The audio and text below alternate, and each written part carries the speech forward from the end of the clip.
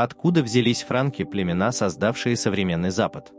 Германское племя франков за небольшой срок стало из малоизвестного народа севера Европы владыками всего западного мира.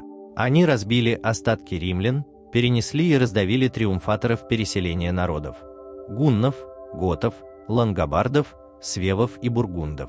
Франки выстояли и истребили до последнего человека врага, ведя тяжелейшую войну с аварским каганатом, остановили натиск арабов на север.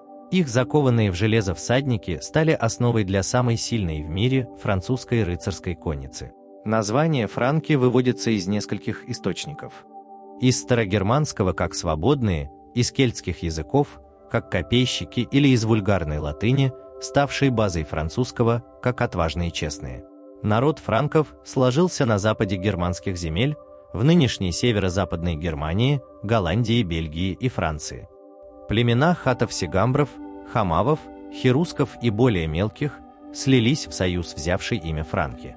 Из этого племени происходил и легендарный ариавист, вождь германцев, который разбил римские легионы в Тевтобурском лесу. Западные германцы были самими развитыми и самыми романизированными племенами барбарикума. Франки делились на солических франков, живших на морском побережье, и репуарских франков, обитавших вдоль рек Майн и Рейн. По легендам, франки вышли из строя и являлись родичами троянцев и турков, выводя своих королей от царя Приама. По другой версии, они сначала поселились на Дону, затем ушли в Австрию, а оттуда уже на берега Северного моря. Однако генетика и антропология делает франков аборигенным населением Северной Европы, типичными германцами, с существенным кельтским влиянием. Настоящее происхождение франков куда прозаичнее. Это небольшая группа германских племен, жившие рыболовством и морским разбоем на побережье моря. В их состав вошли кельты, отчего часть их обычаев имеет явные кельтские корни, как и имена многих вождей. По мере усиления они включали в свой состав другие германские племена, а также остатки римлян и галлов. В бой франки шли типичным образом для северных германцев. Первоначально они не имели конницы и сражались только пешими в тесном копейном строю. Однако в начале битвы они всегда метали во врага небольшие топорики-франциски, делая это с большой точностью и искусством. Война с готами и аланами вынудила их создать конницу, которая стала их визитной карточкой. А поражения от аваров вынудили преобразовать эту конницу в подобие тяжелой рыцарской кавалерии, закованные в броню лошадь и всадник, на полном скаку шибающиеся с врагом. Франки – рослое племя, они облачены в тесно облегающую одежду, их талию окружает пояс.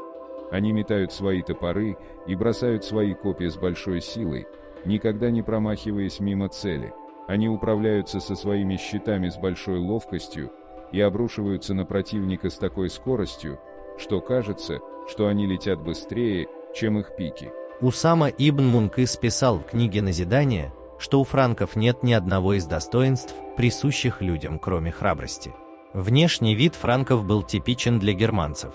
Высокие светловолосые люди, носившие пышные усы и бороды и длинные волосы. Последний параметр был так важен для статуса мужчины, что их короли именовались длинноволосыми. Франки одними из первых зафиксировали свод законов, так называемую солическую правду. При короле Хлодвиге франки завоевали соседей, треть Галлии, потеснили вестготов, слились в одно племя и приняли христианство. При Дагоберте окончательно ослабли готы, а царство франков приняло упорядоченность и была введена титулярная система. Карл Мартел создал профессиональную армию рыцарского образца из приближенных ко двору и разбил арабов в битве при Пуатье.